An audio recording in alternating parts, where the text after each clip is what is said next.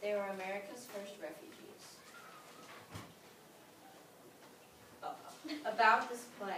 In the early 1600s, many families in England attended secret church services each week. They met in fear in dark basements at night. Why were they afraid? If King James learned that the families refused to belong to his church, the Church of England, he would put them in prison or even have them hanged. Members of the group became known as separatists. Many of them were put in prison and some were hanged. Separatist leaders wanted to protect their families from danger.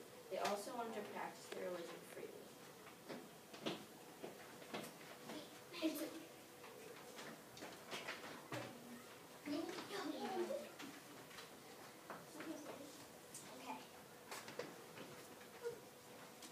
It is a moonless night in 1608 in a lonely English town on the North Sea.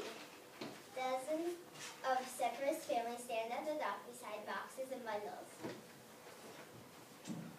Jonathan, put those tools in my sack.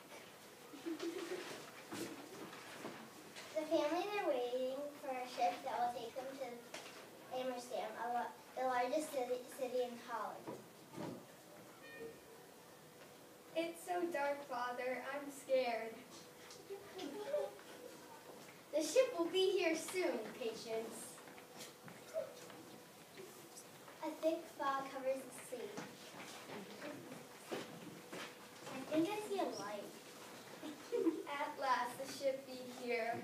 Quiet, Patience. If the thing hears us, we'll all be hanged. Is that true, Mother? Okay, for a boy of 14, Jonathan has a big imagination. But we must be careful. If we are caught, our men will be put in prison. Come aboard, everyone, and move quickly, please. You're all supposed to be out there.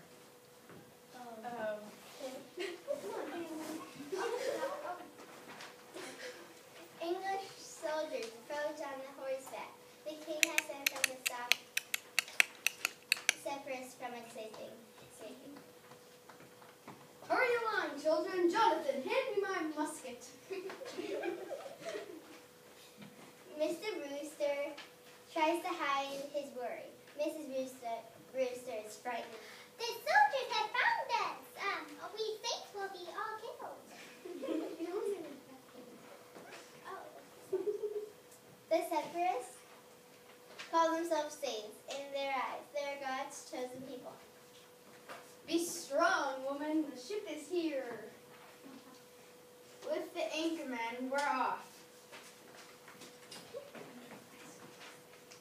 Wind fills the sails as the ship leaves the dock. The Brewsters are safely on board. Now the king's men can't hurt us anymore. And soon we will be free to practice our religion as pure and simple as we like. All men are free in Holland. A cold wind blows across the deck. Rain begins to fall as the ship sails further out to the sea.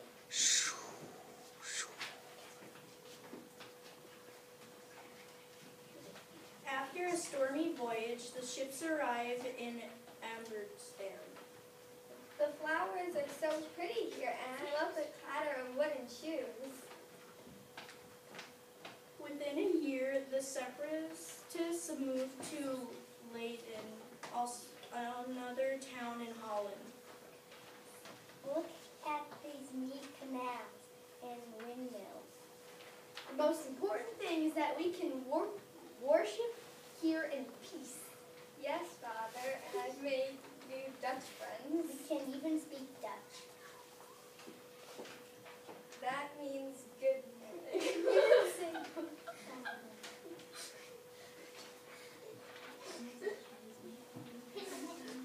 Mr. and Mrs. Brewster look at each other. Later, they talk quietly. Okay, if we stay here, our children will forget the English language and all of our customs. Yes, and it is difficult to make a living in Leiden. Most of the separatists grew up on farms. In Leiden, they must work in the cloth mills. Even the children have to work. They will be old and bent before their time. A dozen years passed. The separatist group now numbers almost 600. The men are in charge. William Bradford will be here any minute. There is a loud knock at the door. I'll let Mr. Redford in. Patience and Jonathan, now grown up, no longer live with their parents. Sorry,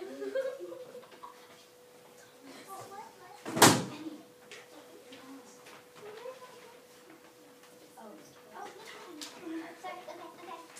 Welcome, Mr. Bradford.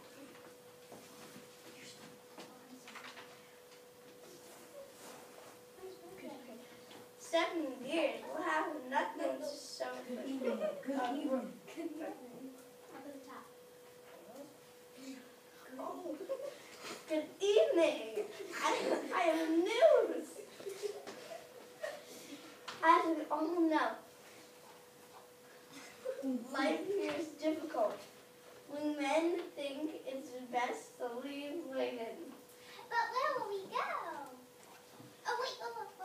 We can't, wait, what? We can't live in England. We will try our luck in the new world.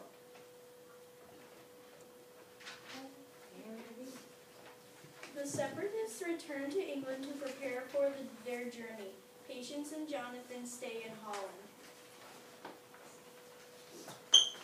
The separatists need a large ship and enough supplies to make the long voyage.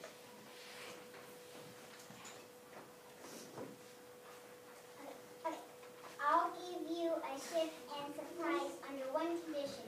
For the first 7 years, you must send me everything you've earned. 7 years? We'll have nothing to show for our work.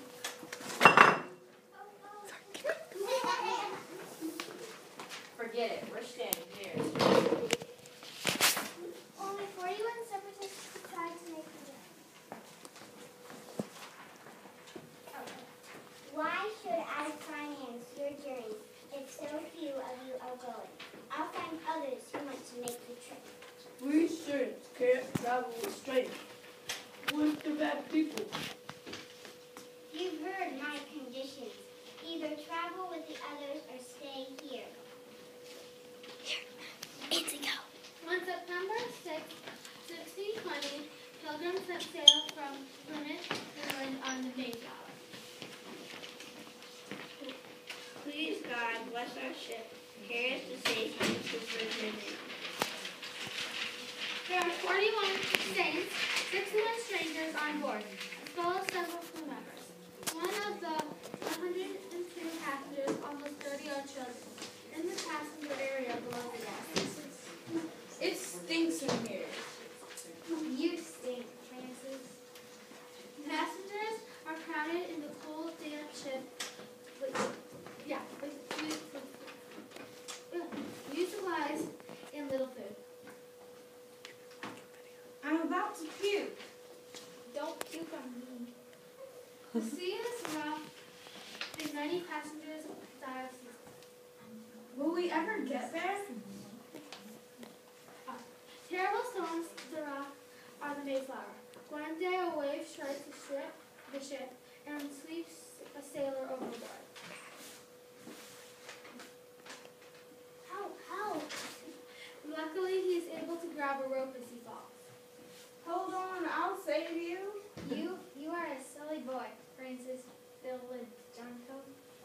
You almost started a fire the other day playing with gunpowder. Shut up. Shut up. You puke. Wait, what? You puke stocking? You be nothing but a silly rat, just like the rats crying you up. Help me. The sailors cling to the rope as they tread water. Hold on, I'll save you. The men push Francis aside and pull the sailors to safety. The strangers and saints try to get along, but problems arise during the 65 days day voyage. We're almost here. Soon we can abandon you I've heard that we must work together or we won't survive. The leaders draw up an agreement on how they will govern themselves with the new leaders. It says that both groups will work together. Everyone will be equal. John Billington, your next son named here. All of the men except for the servants signed an agreement. It is called the Mayflower Compact, one of the first steps towards self-government in the New World. We are pilgrims now. The Pilgrims had planned to sail to an area south of today's New England, but bad weather forces them to land in Cape Cod, Massachusetts. In December, the Pilgrims find a hilly stretch of land about 40 miles south of Boston. They decide to build their colony there. They call it Plymouth Colony. I'm freezing. Winter sure be miserable in the New World. For once, you're right. It was never this cold in London. For weeks, there is nothing but rain, sleet, or snow. At least we built a meeting room and a few small houses. The men work as hard as they can to build more houses for shelter. Carrying these logs makes me tired and thirsty. Too bad. The water in the well is frozen. Who wants frozen water? It's bad enough that all we have to eat are stale biscuits and some mush. During the first winter, over half the Pilgrims died, many from starvation. If we don't get help soon, we will lose all of our people. I pray that God will spare us. On the 16th, an Indian named Somerset arrives in the colony. The children are excited to see him. Imagine a real live Indian. Father and the other men were afraid that the Indians would attack us, but this one seems friendly. Somerset's English is very good. He promises to send his friend Squanto to help the Pilgrims. Look outside, men. I think Squanto is here. Samoset said to me, I have known other Englishmen before you. They taught me English. You're glad to see. Our people have been suffering greatly. Squanto shows the Pilgrims how to plant corn in a new way. Each hill of corn, he buries small fish. Fish. Yuck. Will this corn smell like fish? Of course not. The fish will help the corn grow. It's a fertilizer. Thanks to Squanto, many crops grow, corn, beans, and squash. He also knows which berries to pick. These yellow berries in the marshes will soon turn red. We can call them cranberries. Next, Squanto builds a bear trap out of logs. We owe you a huge debt, Squanto. We bring people here for a feast. We will have a day of Thanksgiving. The Pilgrims and the Indians play games together at their harvest celebration. They eat squash, corn, bread, goose, and roast duck. First, the white man must talk to the Great Spirit. Then we can eat. The end. Wow! Oh my gosh, it was so long. That was what you call improv. Uh-huh.